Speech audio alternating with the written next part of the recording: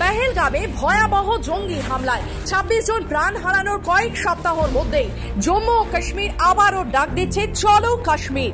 জাতীয় পর্যটন সংগঠন বা TAAI অর্থাৎ travel agent association of India এর উদ্যোগে দেশ জুড়ে শুরু হয়েছে জোরালো প্রচার অভিযান, যার লক্ষ্য একটাই, ভ্রমণ পিপাসু পর্যটকদের ফের কাশ্মীরমুখী করা। 2400-র বেশি সদস্য কোম্পানিকে সঙ্গে নিয়ে এই ক্যাম্পেইনিং ছড়িয়ে পড়েছে শহর থেকে শহরে। কলকাতা ইতিমধ্যেই হয়ে উঠেছে এই আন্দোলনের হটস্পট। এখানে প্রায় 100টি ট্রাভেল এজেন্সি নিজেদের যুক্ত করেছে চলো কাশ্মীর অভিযানে, যারা বছরে 4 লক্ষেরও বেশি ঘরোয়া পর্যটক পাঠায়, তার মধ্যে অন্তত 40,000 শুধু কাশ্মীরে।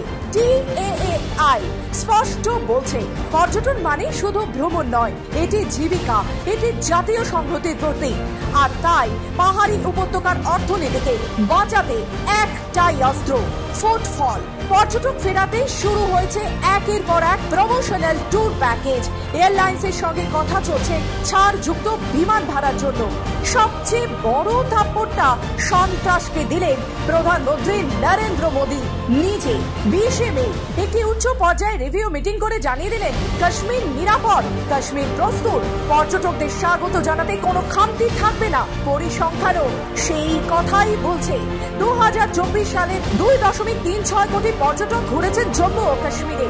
বিদেশি পর্যটক এসেছে 65,000-এরও বেশি। এখন প্রতিদিন গড়ে কাশ্মীরে আসছেন 9,500 জন, যা 2021 সালের তুলনায় 5 গুণ বেশি। TAAI এর দাবি, এটি কেবল ক্যাম্পেইনিং নয়, এক মিশন, কাশ্মীরের হারিয়ে যাওয়া আত্মা ও অর্থনীতি ফিরিয়ে আনার মিশন। জম্মু কাশ্মীর থেকে নিজস্ব প্রতিনিধি রিপোর্ট, খবর বাংলা।